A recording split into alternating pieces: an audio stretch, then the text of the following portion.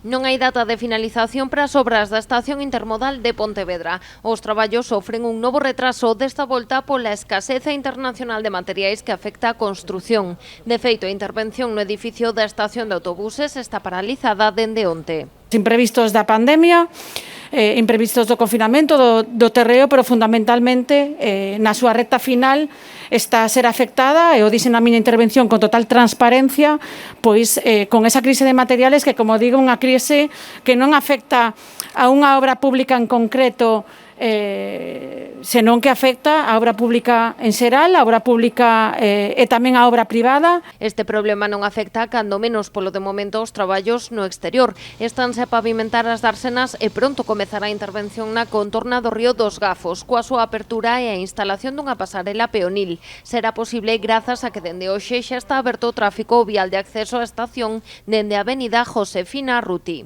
Novo acceso pois que facilita liberar tráfico na rúa da estación e, polo tanto, ofrecer seguridade viaria para ese itinerario cara a estación ferroviaria. Tamén permite pois crear esa nova plaza frente á estación de autobuses, reordenar os aparcamentos e, polo tanto, facilitar tamén o itinerario cara a estación de Renfe. Permite liberar esos marcos que a día de hoxe están sobre o río Gafos e, polo tanto, ofrecer un novo espazo verde de gran valor ambiental. Dende o Concello poñen esta obra como exemplo de colaboración entre as administracións. É un exemplo do que nos gustaría que foran todas as obras que as distintas administracións fan xunto co Concello de Pontevedra, non? Ninguén nega que isto era unha necesidade, a estación había que renovala, estaba pedindo a gritos. Aínda que para a finalización das obras do edificio central non hai data, dende a Consellería agardan que o resto da intervención estea rematada a finais do mes de outubro.